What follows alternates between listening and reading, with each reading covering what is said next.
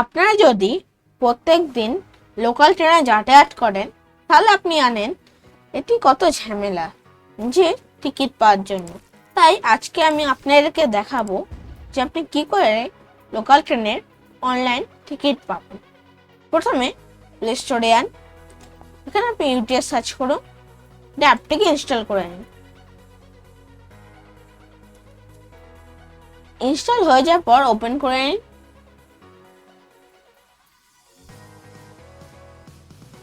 এখানে কতটা পারমিশন চাইবে অ্যালাউ করে দিন।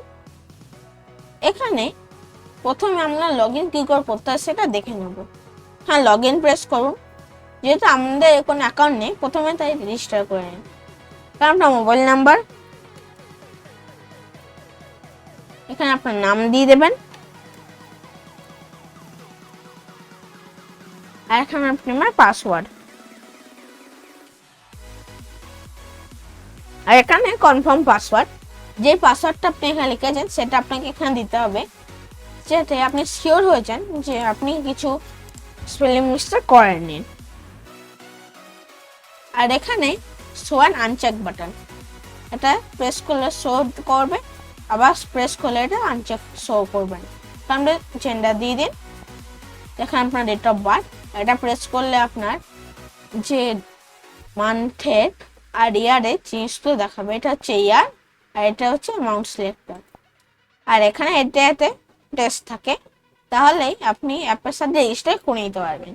এবার যে মোবাইল নাম্বারটি এখানে দিয়েছেন তার জন্যে এখানে একটা ওটিপি আসবে, ওই ওটিপি দিয়ে আপনাকে লগ ইন করে নিতে হবে। এখানে আমি আমার মোবাইল নাম্বার আর পাসওয়ার্ড দিয়ে দিচ্ছি। হ্যাঁ, লগ ইন করে নিলাম। দেখতে পাচ্ছেন আমি সাকসেসফুলি লগ ইন করে নিয়েছি। প্রথমে আমরা এই 6টা জিনিস দেখে নিই। আচ্ছা, ক্যান্সেল টিকিট। যদি আপনি কোনো টিকিট বুক করে থাকেন তাহলে এটা এখানে শো করবে, বুকিং হিস্ট্রি। এখানে আপনি যদি কোনো টিকিট বুক করে থাকেন সেগুলো আপনার এখানে শো করবে। এখানে হচ্ছে শো টিকিট। আপনি যদি এই টিকিট বুক করে থাকেন তাহলে সেটি এখানে শো করবে। এই শো টিকিটে বলে রাখি যে এটি মাত্র 1 ঘন্টার জন্য ভ্যালিড থাকবে, কারণ আপনি যদি কোনো অনলাইনে টিকিট বুক করেন সেটি 1 ঘন্টার জন্য ভ্যালিড থাকে। তারপর ট্রেনে উঠে যাওয়ার পর তারপরে ওইটা ভ্যালিড ওই দিনের মধ্যে শেষ করে দেয়। কেন হচ্ছে আপনার আর ওয়ালেট। প্রথমে আপনাকে এই আর ওয়ালেটটাকে রিচার্জ করতে হবে। হ্যাঁ, রিচার্জ করতে হলে আইডেন্টিফিকেশন দিতে বলবে। এখানে আপডেট প্রেস করুন আর এখানে আপনার আইডি কার্ড দিতে হবে, মানে আপনার আধার কার্ড। আপনি এখানে সিলেক্টও করতে পারেন আপনি কি দিতে চান। এখানে আছে আপনার কারেন্ট ব্যালেন্স, যেটা আপনার শো করবে না কারেন্ট ব্যালেন্স কি আছে, রিচার্জ হিস্ট্রি। আর এটা হচ্ছে আপনার সারেন্ডার ওয়ালেট। এটা হচ্ছে যদি সারেন্ডার করে দেন তাহলে আপনি আর ওয়ালেট ইউজ করতে পারবেন না। এটা হচ্ছে পাসবুক। আপনি এখানে যদি কোনো ট্রানজ্যাকশন করে থাকেন আর ওয়ালেটে তাহলে এটা আপনার শো করবে। আপনি আর ওয়ালেটটাকে আপনি কোনো ভার্চুয়াল পেমেন্ট ব্যাংকিং না এয়ারটেল পেমেন্ট ব্যাংক হিসেবেও নিতে পারেন, যেটা UTS অ্যাপের সঙ্গে কানেক্টেড। এখানে হচ্ছে আপনার প্রোফাইল, এখানে আপনার নাম, মোবাইল নাম্বার এগুলো চেঞ্জ করতে পারবেন। এটা হচ্ছে ট্রানজ্যাকশনস। এখানে হচ্ছে আপনার যেগুলো আপনি কোনো পেমেন্ট করতে চেয়েছিলেন সেইগুলো এখানে আপনার শো করবে। এবার চলে আসি টিকিট বুকিং। এখানে আছে আপনার বুক অ্যান্ড ট্রাভেল পেপারলেস।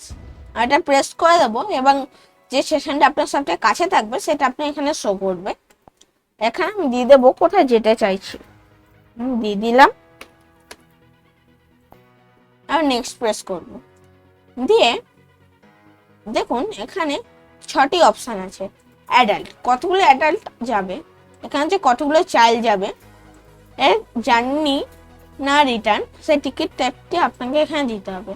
এটা হচ্ছে অর্ডিনারি, মেল এক্সপ্রেস না সুপারফাস্ট। এখানে বলে রাখি অর্ডিনারি মানে হচ্ছে লোকাল ট্রেন, এখানে ক্লাস সেকেন্ড।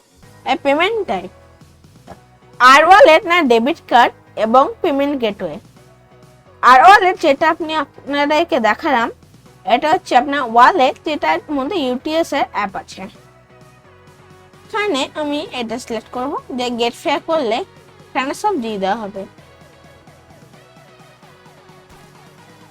যেহেতু আমি এখন ট্রেন বুক করব না, তাই এখানে বুক টিকিট প্রেস করলে আপনাকে পেমেন্ট গেটওয়ে পেজ, ওখানে আপনার পেটিএম সিলেক্ট করে আপনাকে ওখানে সিলেক্টেড পেমেন্ট গেটওয়ে আপনাকে ইউজ করতে হবে। পেমেন্ট গেটওয়ে দেওয়ার পর আপনি ওখানে payment gateway user ID password দিয়ে আপনি প্রসেস করতে পারেন। ব্যাকে চলে আসি, আর এটা বুক অ্যান্ড প্রিন্ট পেপার। এটা হচ্ছে যে পেপারলেস, এটা তারই একই জিনিস, কিন্তু এখানে আপনি ওর থেকে শুরু করবেন যে আপনি সেটা সিলেক্ট করতে পারবেন, এবং এটাতে আপনাকে টিকিটকে প্রিন্ট করতেই হবে। আর দেখা আসা যাক কুইক বুকিংয়ে। এটা হচ্ছে আপনি যদি কোনো রুট ফেভারিট রুটস অ্যাড করে থাকেন, সেগুলো আপনি এখানে book and travel paperless click করলে 1 সেকেন্ডে বুক হয়ে যাবে। এটা হচ্ছে প্ল্যাটফর্ম বুকিং।